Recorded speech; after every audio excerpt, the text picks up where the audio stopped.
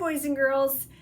Today we're kind of supposed to be comparing two texts again. We've kind of been comparing texts in a series, text by the same author, things like that. So this will be kind of our last day. So I found one book that I really like a lot that I think I read you a long time ago at the beginning of the year. This one right here is called We Don't Eat Our Classmates. And that was an award winner I think this past year, yes. So I think I read you this one at the beginning, but now here's a newer one. This one is called We Will Rock Our Classmates. So you can tell it's the same dinosaur and it's by the same guy. So we're gonna kind of look at both of these, and these questions up here, this is a lot of words. They're kind of more for Mrs. Kimmel. And I'm gonna pick one of these questions for you to kind of focus on after we have read both of these books. All right, so listen as I read these books to you.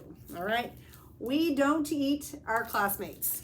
I'm going to reread this one to you because I know it has been a little while. Oh gosh, already tearing this one up. All right, here we go. Penelope Rex was nervous. It's not every day a little T-Rex starts school. What are my classmates going to be like? Will they be nice? How many teeth will they have? This was very important. Penelope's mom bought her a new backpack with ponies on it. Ponies were Penelope's favorite because ponies are delicious.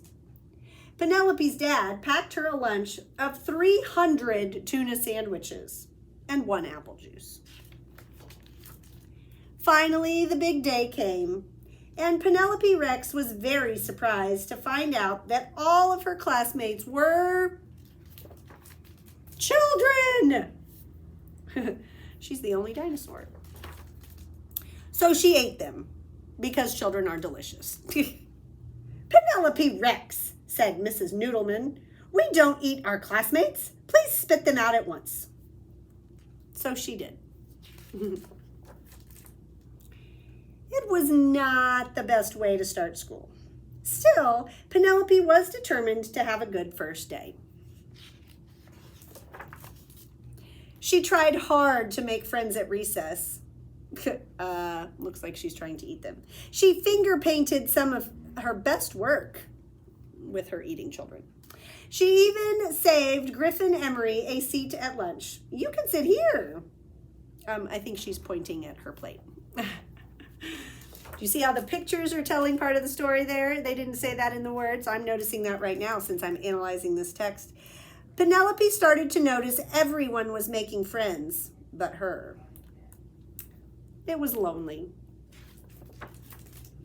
When she got home, her dad asked about her first day of school. I didn't make any friends, Penelope cried. None of the children wanted to play with me. Penelope Rex, her father asked, did you eat your classmates? Well, maybe sort of, just a little bit. Sometimes it's hard to make friends, said her dad, especially if you eat them. You see, Penelope, children are the same as us on the inside, just tastier. That gave Penelope a lot to think about.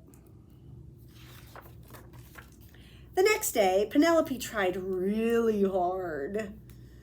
But poor Penelope, she could not stop herself from eating her classmates. Mrs. Noodleman, Penelope ate William Amoto again. And they were all afraid of her. Except Walter. Walter was a goldfish. So Penelope tried to make friends with him. Will you be my friend? Chomp!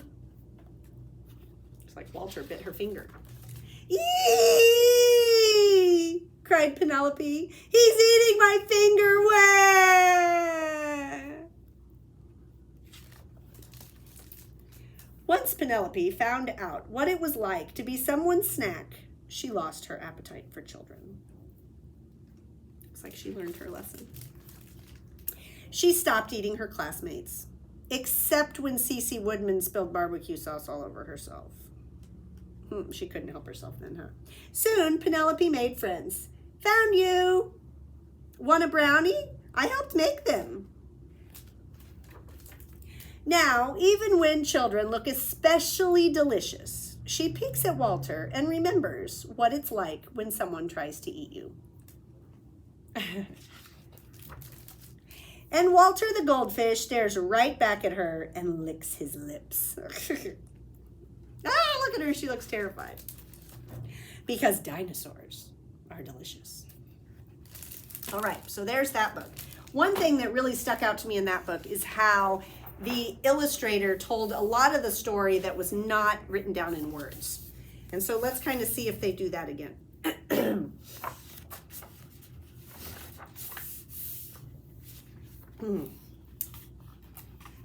Penelope was the only T-Rex in school. Sometimes that made her stand out a little. And sometimes Penelope's classmates didn't see her at all. They just saw a dinosaur. Want to play cops and dinosaurs? You can be the dinosaur. Well, I was hoping to play dentist. Great, we'll be the dentists and you be the dinosaur. Have you been flossing? William Emoto's backpack is stuck in your teeth. Dinosaurs or not, Penelope loved to play. She loved to read. Good night, tasty moose, all wrapped in bologna. Good night, tasty goose, with a side dish of pony. Ponies. And she loved to draw. Wait, I won't eat you. I don't even have any mustard. But the one thing Penelope loved to do more than anything was to make music. She loved to sing and she loved to play guitar. Penelope loved to rock and roll. So when Mrs. Noodleman told the class about the school talent show, Penelope was excited. But she was also nervous. She wanted to rock her classmates. But could she do it? Also, the sign-up sheet was right next to Walter, the ferocious goldfish. Talent show sign-up sheet. Penelope took a deep breath. She had to do it. She tiptoed past Walter, and then she quickly wrote her name with her bravest purple marker. Name, Penelope. Talent, rock and roll. After school, Penelope shared the big news with her parents. And I'm going to wear a pink tutu and big boots and spike my scales and look angry, but I'll actually be really happy. And oh, it's going to be so great. She hummed her favorite songs while brushing her teeth. She even told her classmates about her favorite band, the Weevils, and she danced all the way to the bus. Best band ever. My dad used to go to all their concerts until he accidentally ate the drummer. At last, it was time for the rehearsal. Can dinosaurs even play guitar? On stage, Penelope froze. She could not sing. She could not play guitar. She worried that dinosaurs could not rock and roll. Penelope was very quiet on the car ride home. She hardly ate anything for supper. Are you sure you don't want more penny pie? You've only had 52 burgers. The next day at recess, Penelope sat alone on the bench. She would not play hopscotch. I am a T-Rex, not a hopscotcher. She would not play duck, duck, goose. I am not a duck or another duck or a goose. I am a dinosaur. At the end of the day, Penelope crossed her name off the sign-up sheet with her saddest blue marker. And when Penelope got home, she went straight to her room. Daddy Rex came in to talk to her. Is everything okay? He asked. I can't be in the talent show, she cried. I am just a dinosaur. Ah, I see, said Daddy Rex. Come with me. Take a look at this family photo album. This is your Uncle Frank. He was a figure skater. Oh, and here's your mom finishing her first marathon. And here's me, the world hamburger eating champion. I ate 5,053 hamburgers with ketchup. You see, said Daddy Rex, being a T-Rex is only part of who you are. You, for instance, are kind and caring, creative and adventurous, and you can be anything you want to be. The next day at school, Penelope marched back over to the sign-up sheet. She looked straight at Walter and almost lost her nerve. But Penelope's classmates had a different idea. Can we play with you in your band, please, Penelope?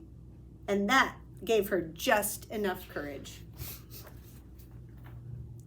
On the night of the show, Penelope was really excited and also really nervous. She peeked out from backstage to try to find her parents. I don't think it was very hard to find her parents. When the curtains opened, William Omoto and his amazing animal sounds took the stage. Chirp, howl, roar, boo, plop, tweet, tweet, honk. Mabel Hastings and her dancing pony went second. Tappity, tap, tap, tap. And then there were the Stegman brothers' synchronized swimming mimes act, followed by Martina Cortez and her dazzling card tricks. Your card was the 10 of hearts. No? Was it the elephant of spades? Finally, it was Penelope's turn. The lights on the stage were bright, but not as bright as Penelope. We are Penelope and the Mustard Seeds. Penelope was a T-Rex. She was also kind and caring and creative and adventurous. Most of all, Penelope Rex was a rock star. Penelope and the Mustard Seeds came in second place, just behind Mabel Hastings and her dancing pony. That was okay with Penelope. She loved ponies. Ponies.